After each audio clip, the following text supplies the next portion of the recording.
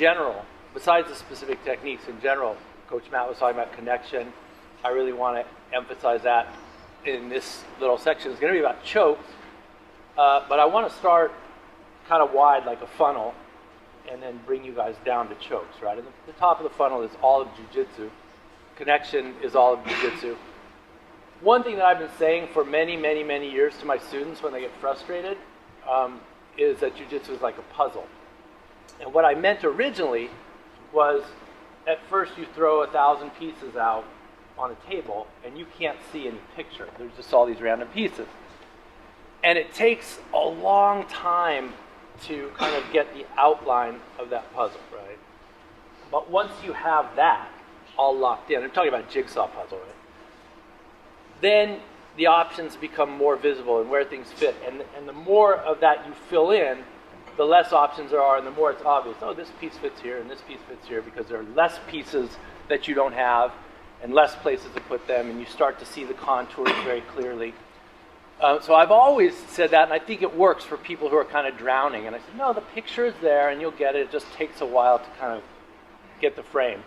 I think that frame is probably, there's a lot of ways to think about it. Maybe what Coach Matt was saying, white to blue belt, right? White belt jiu-jitsu. White belt jiu-jitsu is the real jiu-jitsu. It's the best jiu-jitsu. We teach it first because it's the stuff that works the best, and it's the stuff you need first. No one's going to wait 25 years to show you what really works. It's the opposite of, hidden kung fu or whatever. Really, white belt jiu-jitsu is what works, and that's why we get it first. But it takes a while sometimes to get that. Now, today, and more recently, I've started thinking about the puzzle in a different way. And that is, it fits with connection, it fits with relaxation, everything Coach Matt was talking about. And I'm going to show you these cups, a couple of things. So, there's 2 cups here, there's 2 cups here. And I'm going to show you how some people do it. It's like, I'm going to fit these cups together.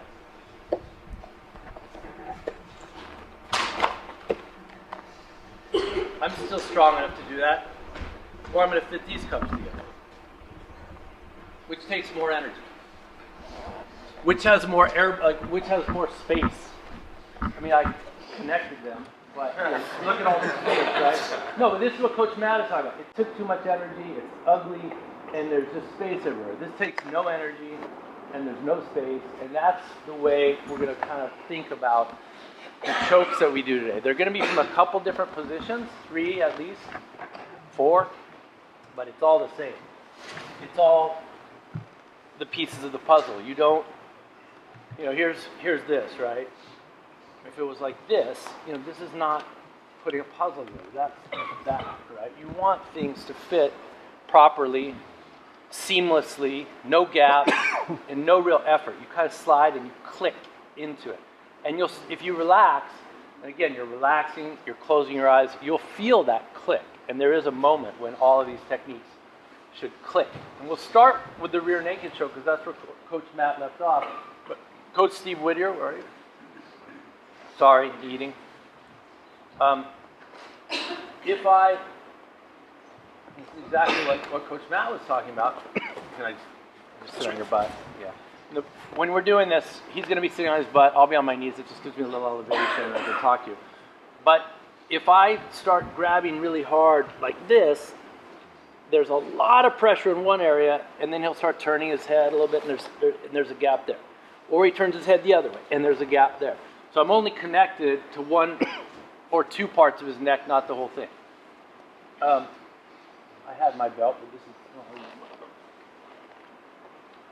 there's no strength or pressure or weight here, but it's going to, because of that, it's going to perfectly conform. I'm not going to get tight, but turn your head left, turn your head right. The belt never leaves his neck, right? So the more I can think of my arm like my belt, there's no bones in it, right? And this is the way Coach C was talking about punching today as well. But I want us all to start just by getting full cohesion. There's only 2 things. Dead, limp arm, and my elbow has to be right in front of his chin. If my elbow is here or here, he's going to be able to just do this and find half of his neck. 1 carotid will be cut off and 1 won't. So I'm gonna come in really, I want you guys to all come in really soft and just like conform. Like this isn't how I do it in a fight because he'd already be grabbing my wrist. But just for now, I'm gonna feel that I'm complete, and you be a little rigid so I can feel that I'm completely connected on the bicep side. And then I'm gonna try to just wrap my arm like a rope, no strength at all, and be completely connected on the other side. And he should be tapping pretty soon just from this, before I make a frame. Of course, in a fight, I need a frame because he'll pull it off. But I want you guys to start by kind of getting connection here, really loose, and make sure, and then my elbow is going to be dead in front of his chin, and he should tell me if I'm doing this. And then I'm just going to make sure that, like, go very slowly and think, like, no gap. I'm going this slowly, no gap, no gap. I can feel my arm slowly adhering to his neck. And then by the time I get, and basically the trajectory is my thumb towards my shoulder, he should be tapping. And we'll just go back and forth. I'll sit in front of Coach Steve, totally compliant, totally, cooperative, but just him to find his elbow in front of my neck, perfect cohesion, and I can still talk. He's not like, pressuring my trachea at all, other side. And don't tap if it's not on. Get your partners. Do this real quick. We're going to only do this for about 30 seconds. But that's where I want you guys to start. Okay, 1, 2, 3. Whee!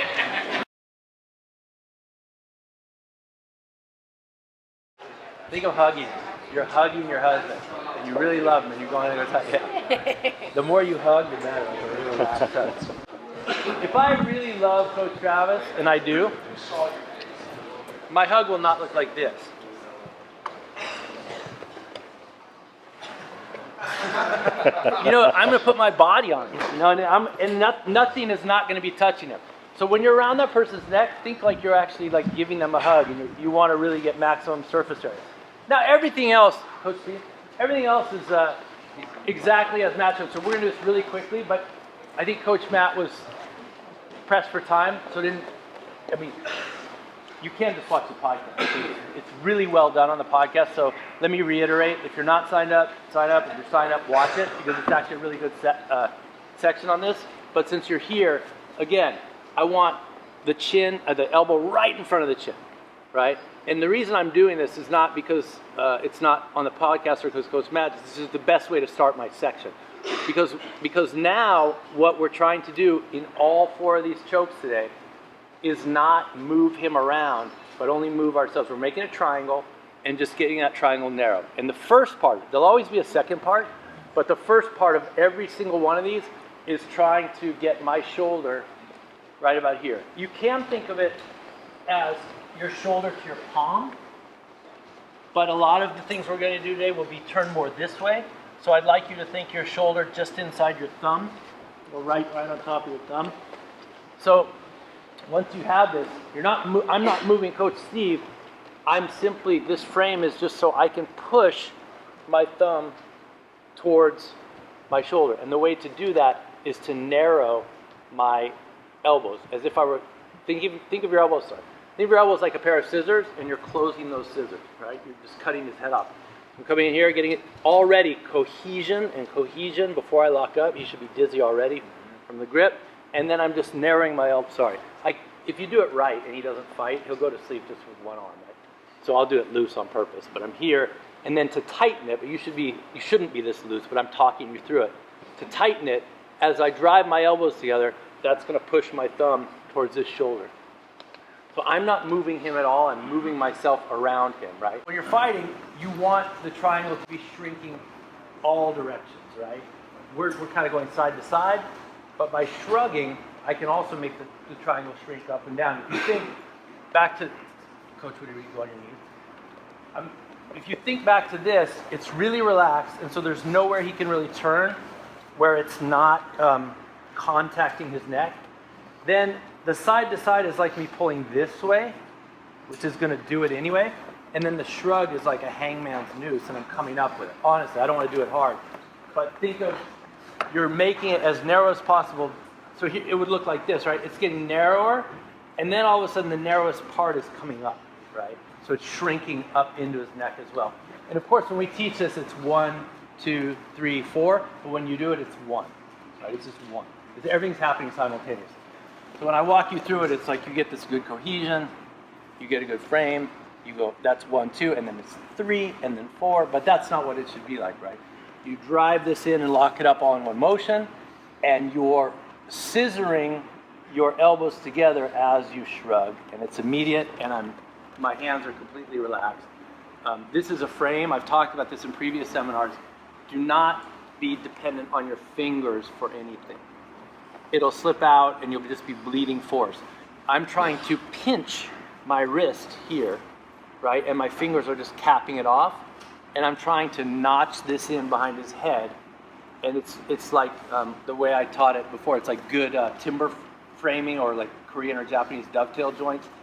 There are temples in Korea that are 1,500 years old and there's not one nail in them, right? Because they chiseled out the thing so perfectly that, like those cups, it was like click, and that doesn't move for 1,000 years. And you don't want this to be nailed together, right? You want it to be like it fits, just boom, and it's not coming out and then just getting narrower and coming out. It shouldn't take any energy at all.